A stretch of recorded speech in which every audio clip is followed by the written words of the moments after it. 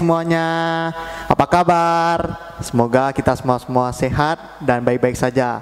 Nah, hari ini adalah hari Minggu, hari memuji Tuhan. Apakah semuanya sudah siap memuji nama Tuhan? Sudah siap ya? Nah, sebelum kita memuji nama Tuhan, kita akan berdoa terlebih dahulu. Kita lipat tangan kita, tutup mata kita akan berdoa. Ikuti di dalam hati. Tuhan Yesus yang baik, sekarang kami akan memulai ibadah kami. Tolong Tuhan berkati kami, tolong Tuhan yang siapkan hati kami, supaya kami bisa memuji nama Tuhan dengan baik. Dalam nama Tuhan Yesus kami sudah berdoa dan mengucap syukur. Nah adik-adik, hari ini Lause mengajak kita semua untuk menyanyikan sebuah lagu pujian yang berjudul Hari ini, harinya Tuhan. Mari kita mengangkat lagu ini dengan semangat sambil bertepuk tangan, kita menyanyikan lagu ini.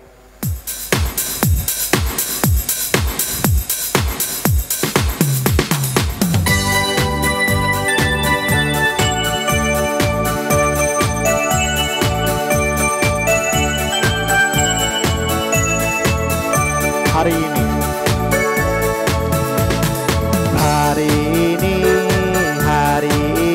harinya Tuhan, mari kita bersukaria. Hari ini harinya Tuhan, mari kita bersukaria. Hari ini harinya Tuhan. Hari ini harinya Tuhan. Hari ini harinya Tuhan, Mari kita bersukaria. Hari ini harinya Tuhan, mari kita bersukaria.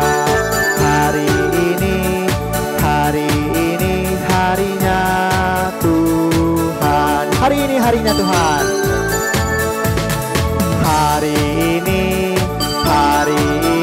harinya Tuhan. Hari ini harinya Tuhan, Mari kita bersukaria. Hari ini harinya Tuhan, mari kita bersukaria. Hari ini harinya Tuhan.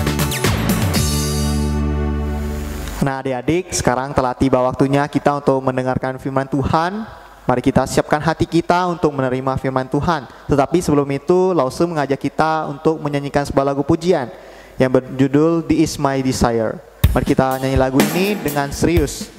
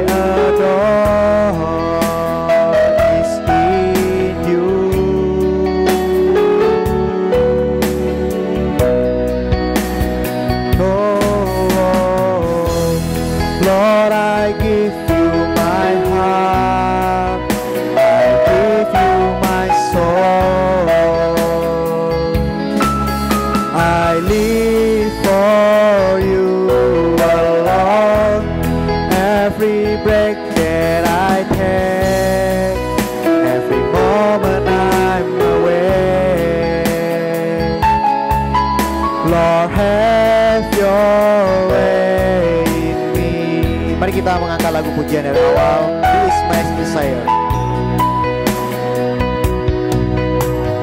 This is my desire, to honor you, Lord, with all my heart I worship you.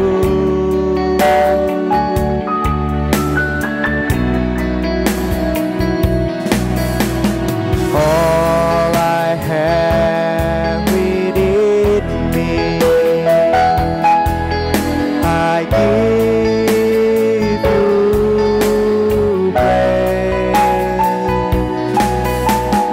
All that I adore is in you.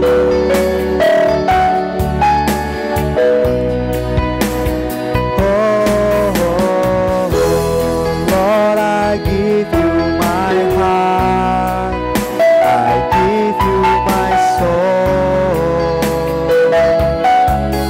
I live for you alone. Every breath that I take, every moment I'm awake, Lord, have your way in me.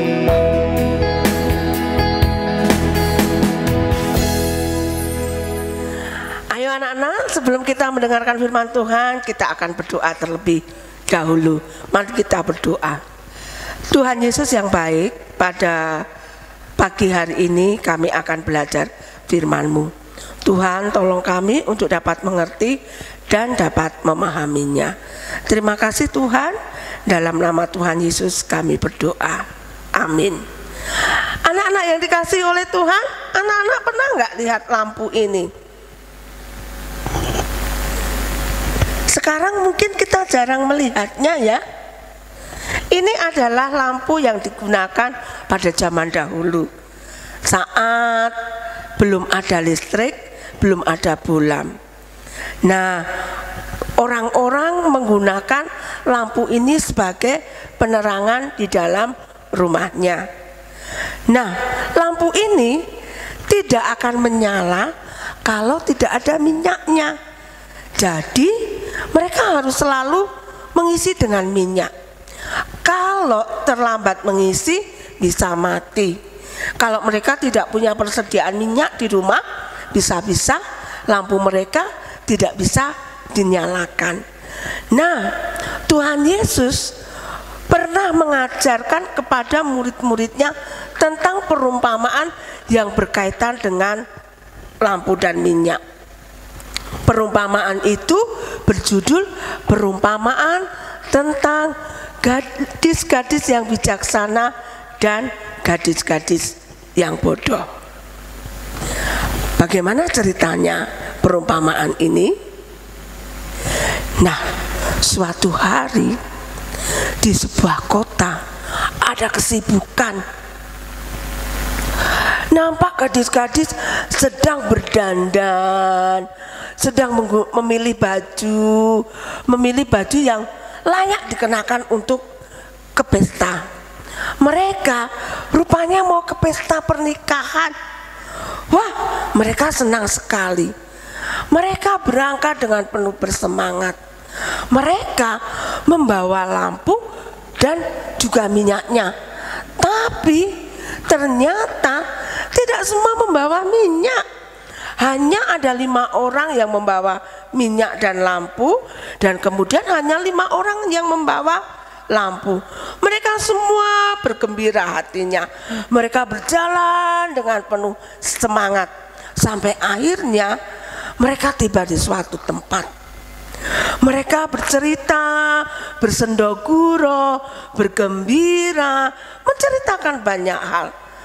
Wah, mereka mulai menunggu 1 jam, 2 jam, 3 jam, sampai bahan ceritanya habis, bahan sendokurannya habis, sampai akhirnya mereka kecapean dan mereka tertidur.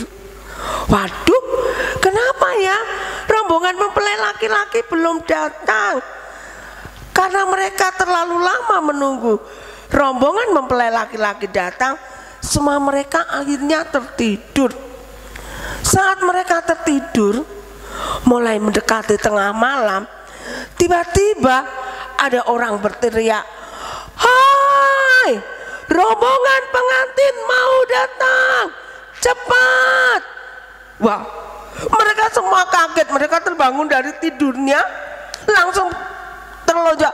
"Hah, rombongan pengantin sudah mau datang, ayo kita siap-siap." Mereka mulai sisir rambutnya, mulai benahi dandanannya, mulai membenahi bajunya. Mereka mulai melihat lampunya. Hah? Ternyata lampu milik gadis-gadis yang tidak membawa minyak. Minyaknya tinggal sedikit. Wah, padahal mungkin masih dibutuhkan beberapa waktu untuk datangnya mempelai laki-laki. Jadi kelima gadis ini kebingungan.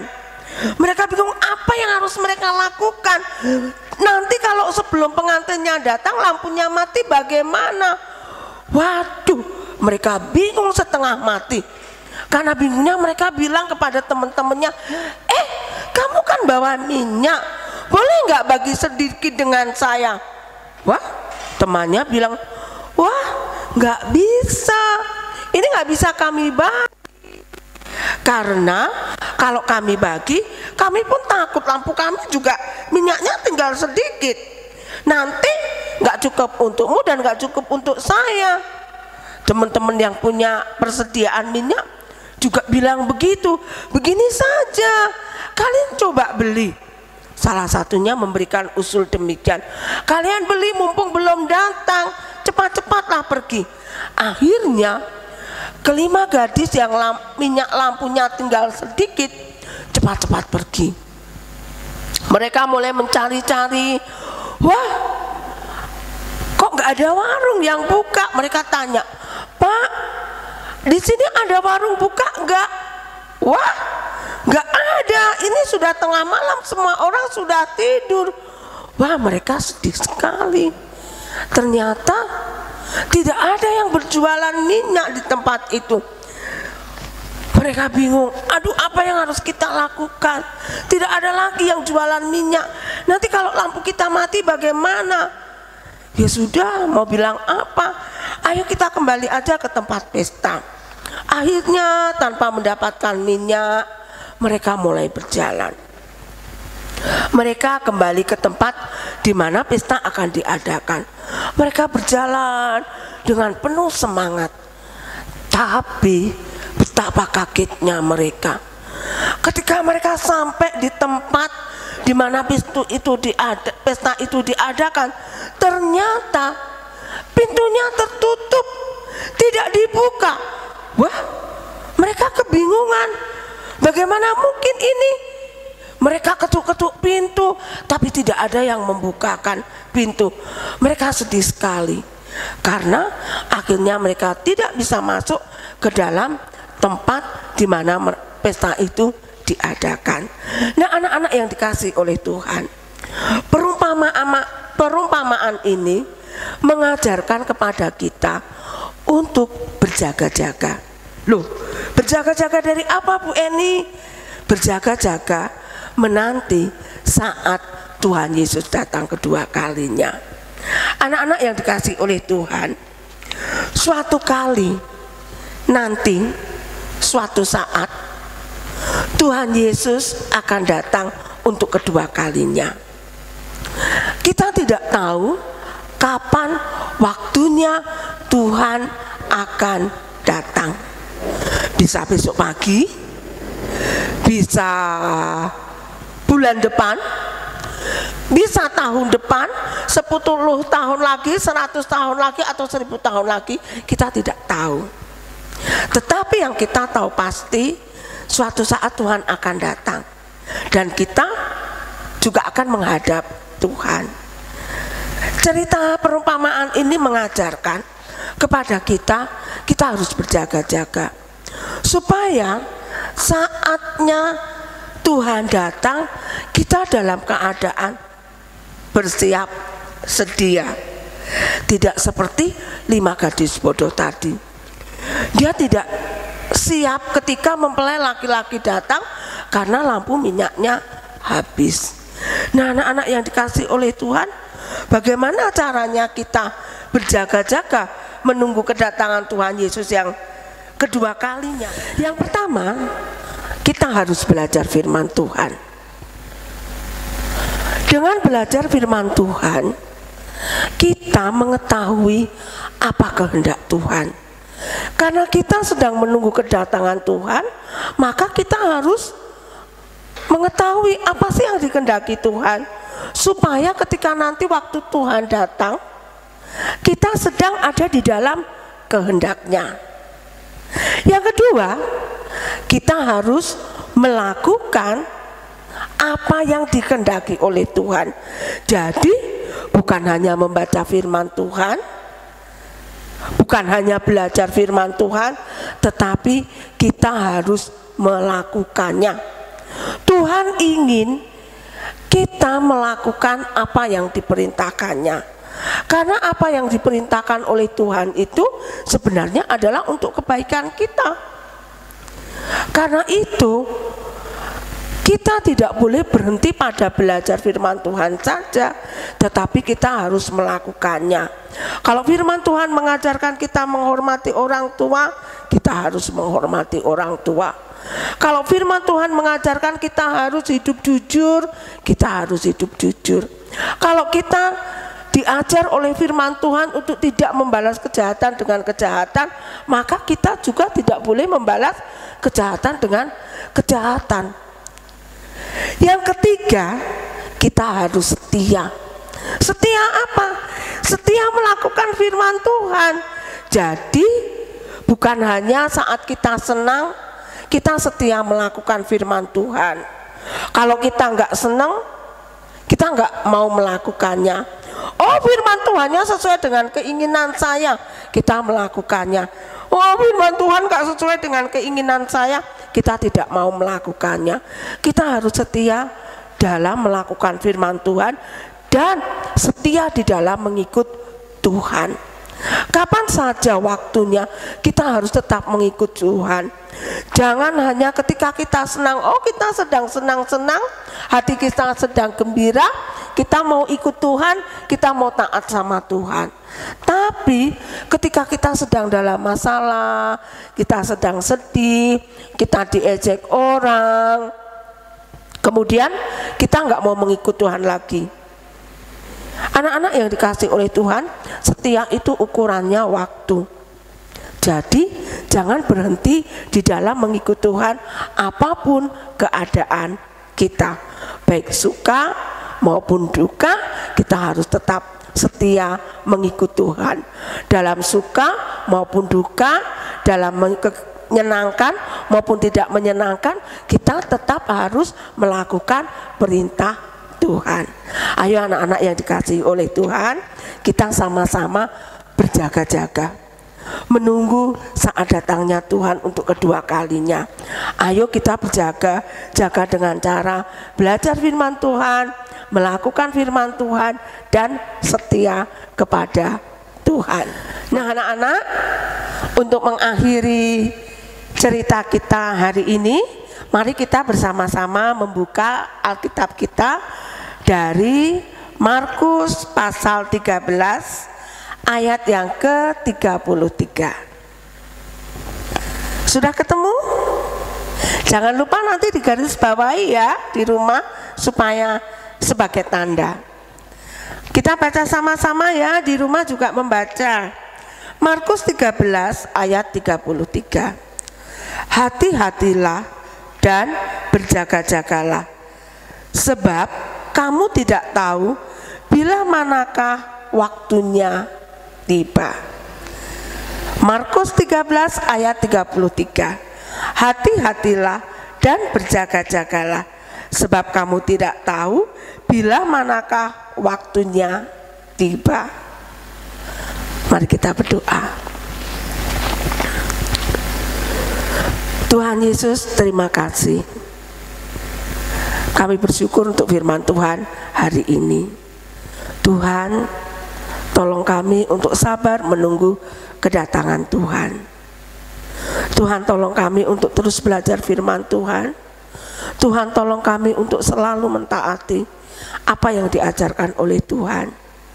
Tuhan, tolong kami untuk setia menunggu kedatangan Tuhan. Tolong kami untuk setia mengikut Tuhan, baik di dalam suka maupun duka. Terima kasih Tuhan. Kami bersyukur karena Allah Roh Kudus akan terus menolong kami, membimbing kami agar kami memahami firman-Mu dan memampukan kami untuk melakukan firman-Mu.